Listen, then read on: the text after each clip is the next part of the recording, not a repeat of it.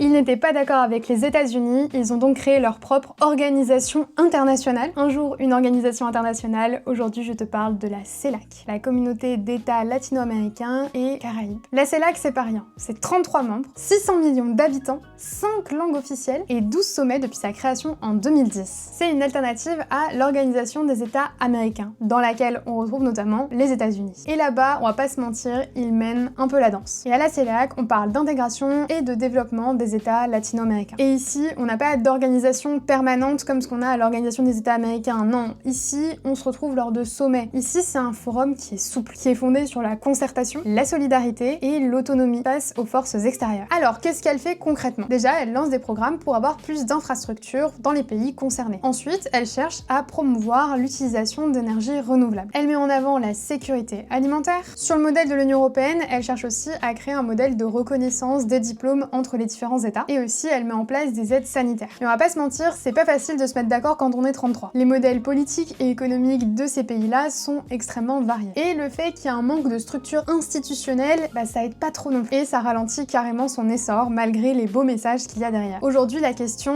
est-ce que la CELAC va devenir plus qu'un symbole? Est-ce qu'elle va devenir active? L'avenir nous le dira. Mais ça reste une organisation internationale extrêmement intéressante qu'il faut absolument suivre. Et tu sais qui c'est qu'il faut suivre? Si cette vidéo t'a plu, n'hésite pas à t'abonner et à me dire en commentaire quelle est l'organisation internationale dont tu aimerais que je parle dans une prochaine vidéo.